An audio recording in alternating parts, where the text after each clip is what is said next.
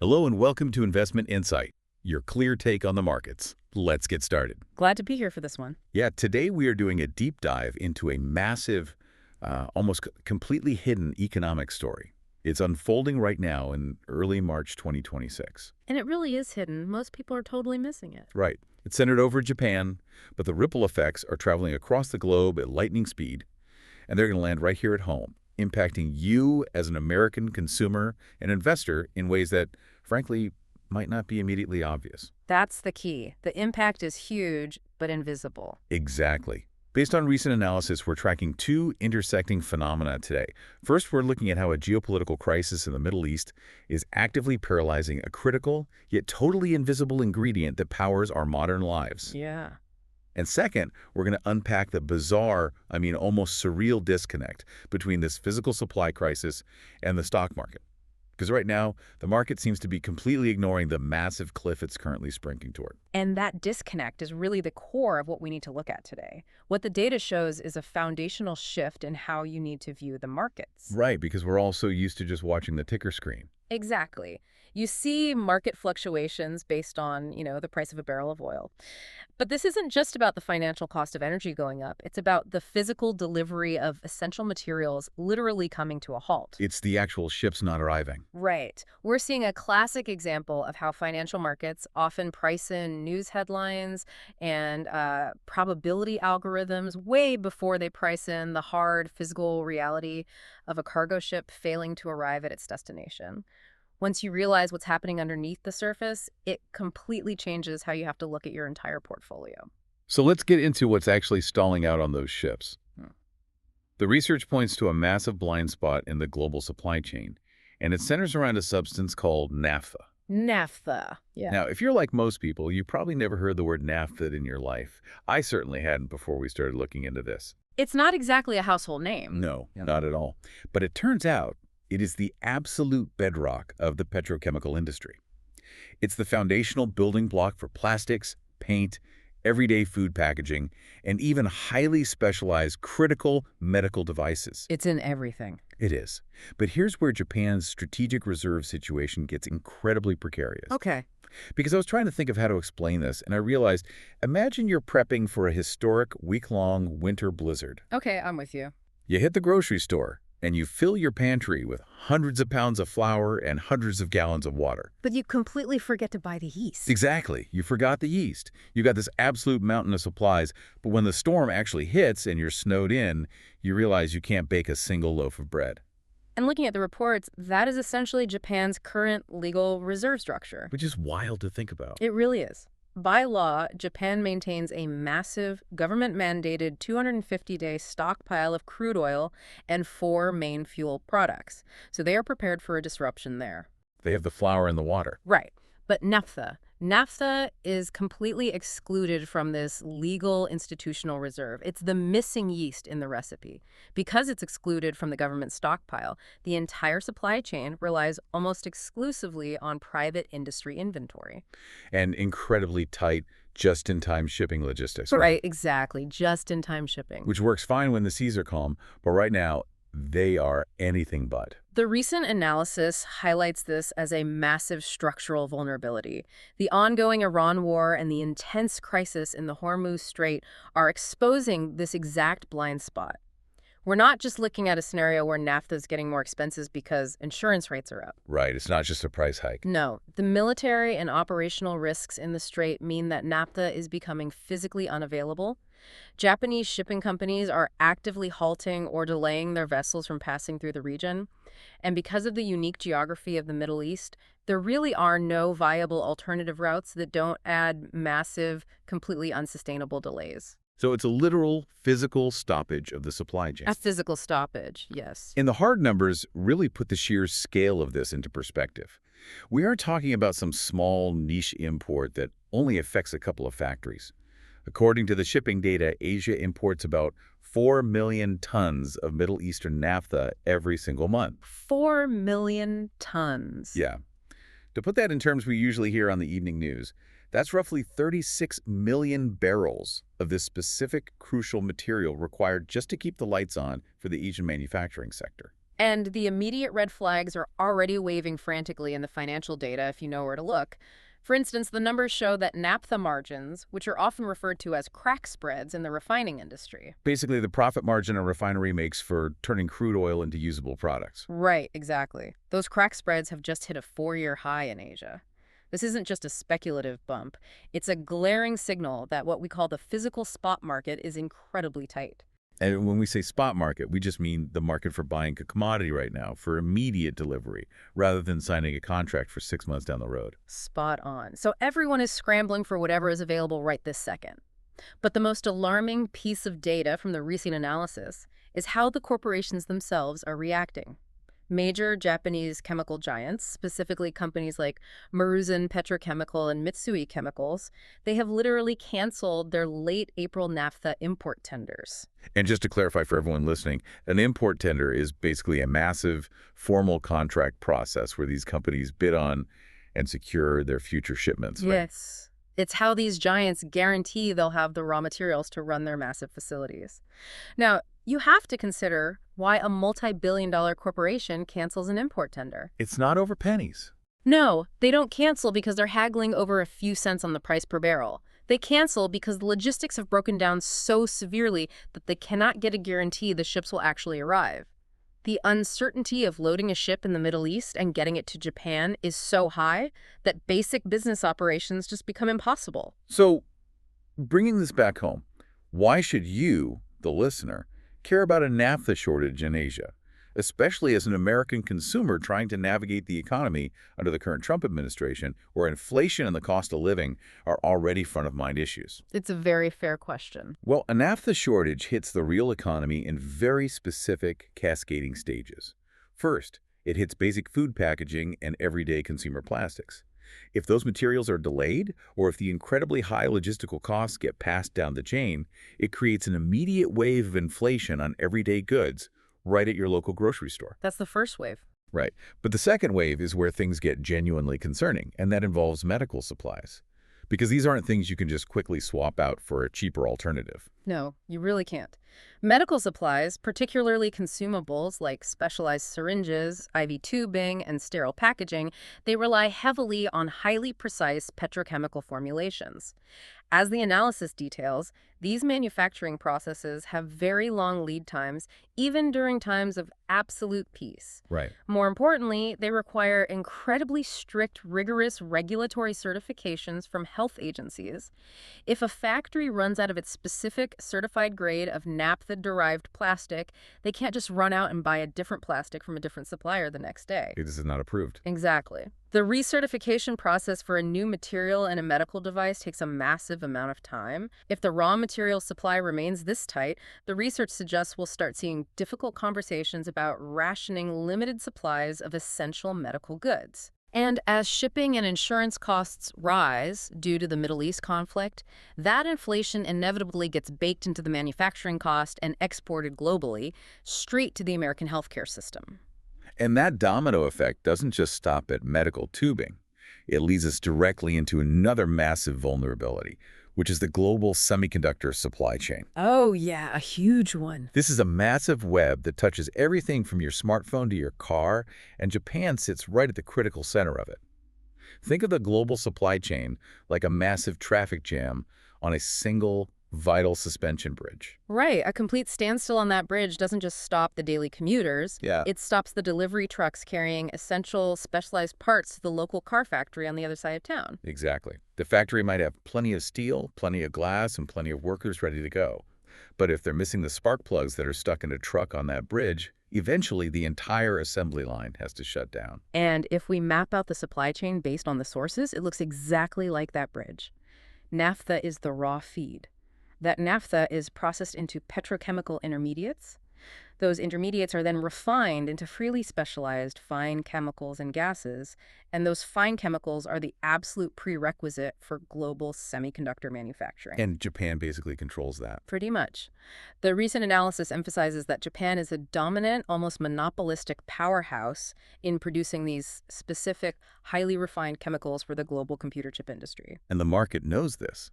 Historically, it's incredibly sensitive to this specific bottleneck. The data shows that in the past, just the mere news of Chinese anti-dumping probes into Japanese chemicals was enough to severely rattle Japanese chemical stocks.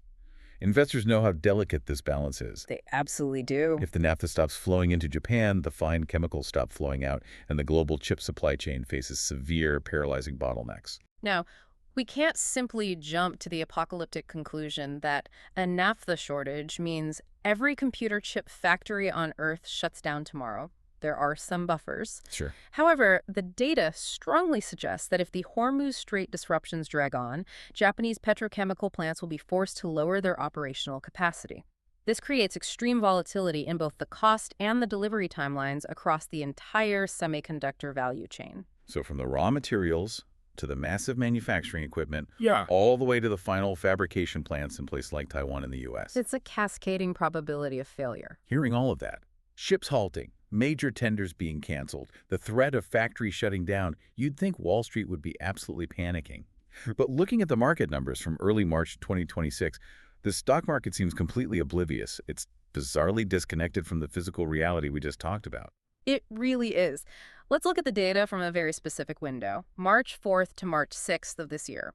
On March 4th, the fear of a prolonged war in the Middle East gripped the market, and the Japanese Nikkei index, their equivalent of the Dow Jones, plunged dramatically, dropping over 2,000 points. Which makes perfect sense given everything we just discussed. Right. But the very next day, on March 5th, a mere headline crossed the news wires suggesting potential ceasefire negotiations. Just a suggestion of talks. And on that headline alone, the Nikkei skyrocketed back up by over 2,300 points, completely erasing the losses and then some.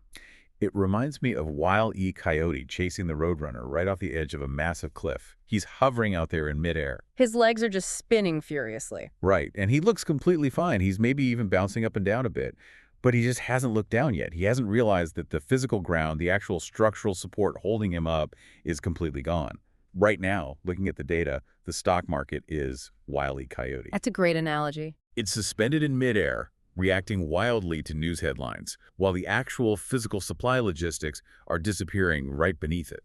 And there are very specific structural illusions keeping the market suspended in midair, making it look artificially strong to the casual observer. What do you mean by structural illusions?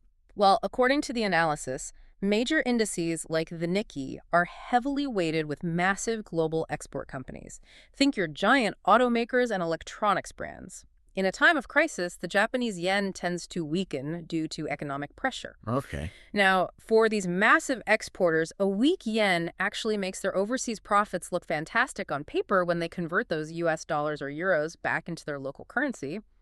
This creates a temporary structural tailwind for the stock index. It artificially props up the numbers, completely masking the underlying rot in the physical supply chain. Plus, you have government messaging acting as a psychological cushion, right? Exactly. For example, when news broke recently that Qatar was halting its liquefied natural gas, or LNG, production, the Japanese government quickly stepped in to assure the public and the markets that the immediate impacts would be limited. They pointed to short-term inventories held by utility companies. So they calmed everyone down. Yes, that kind of messaging prevents immediate panic. It keeps the coyote's legs spinning. But the creeping danger here is that the real threat from the supply shock isn't going to show up on a flashing stock ticker today or tomorrow. It's going to show up months from now in the dreaded quarterly earnings reports. And it's going to show up in what the industry calls run cuts. Yes, the one cuts. And for anyone unfamiliar, a run cut is basically a polite corporate way of saying a factory is slashing its operating rates. So running at 60% instead of 100% because they literally have no materials to build their products with. Right. When this crisis inevitably transitions from a logistical delay happening out on the ocean to a massive revenue miss on a corporate balance sheet, the market's repricing will be sudden and severe. While E-Coyote finally looks down. And this puts the Bank of Japan, the BOJ, in an incredibly painful dilemma. How so? Normally, to fight the inflation caused by skyrocketing energy prices and a weakening currency, a central bank would step in and raise interest rates to cool things down. But according to the analysis, they can't easily do that right now, can they? No, they're stuck. The market is entirely too fragile, and a surprise rate hike could trigger an immediate crash. The debt burdens are too high. So the research notes that former central bank economists are suggesting the BOJ might have to delay any rate hikes until June or July. Which creates a vicious cycle. Hmm. If they delay rate hikes, you have a continuously weakening yen combined with skyrocketing costs for imported energy and materials. That creates a massive wave of imported inflation.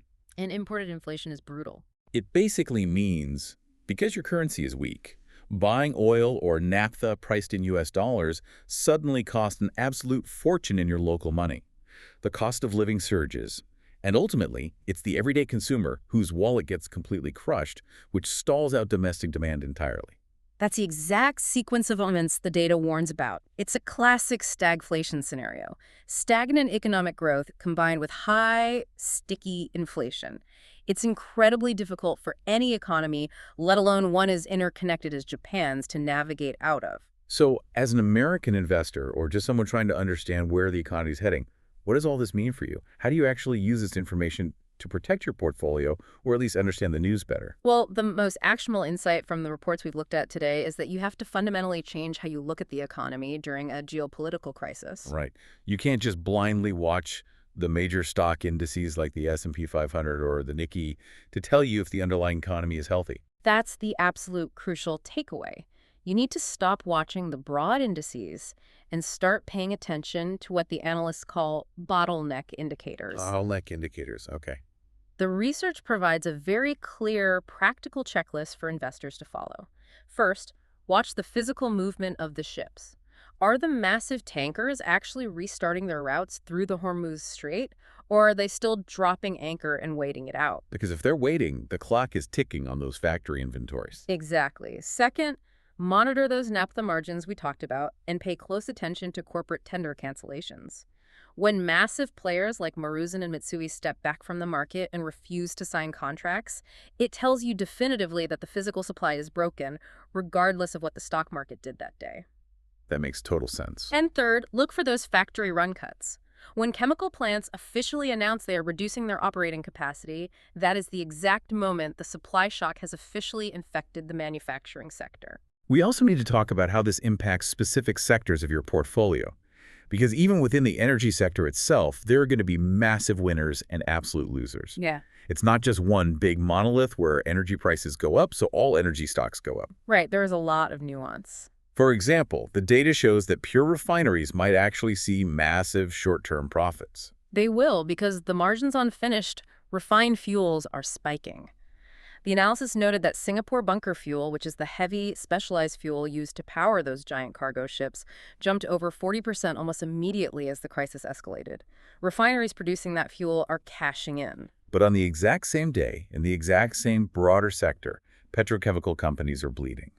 Because they rely on materials like naphtha as a cost input, they'll be suffering deeply from raw material shortages and rapidly shrinking profit margins. This is why sector splitting is so vital right now. You can't just buy a broad energy ETF and assume you're protected from the fallout. The exact same geopolitical shock that dramatically boosts a refinery's profits will absolutely devastate a downstream chemical manufacturer. They're on opposite sides of the exact same problem. Yes. Furthermore, the analysis advises that if you're investing heavily in the tech sector, specifically semiconductors, you have to look way beyond simply analyzing consumer demand for computer chips. Right, you can't just look at whether people want to buy the new iPhone or the latest AI hardware. Exactly. You have to ask yourself the harder logistical questions. Are the specialized chemical materials and highly refined gases from Japan actually making it onto the boats? And are those boats actually arriving at the fabrication plants in Taiwan, Europe, or the US? It's all about the physical delivery. Yes. And lastly, the data strongly suggests tracking the US dollar to Japanese yen exchange rate right alongside energy prices. When energy prices stay high but the yen continues to weaken, you are watching real structural economic strain building up in the global system, regardless of how high the Wile E. Coyote stock market bounces that afternoon. It's been an incredibly eye-opening look at how interconnected and truly fragile things really are underneath the surface. Yeah. We started with a conflict in the Middle East, and we followed the data straight through an invisible chemical called naphtha, all the way to the plastic wrapping in your local grocery store and the microchips sitting in your driveway.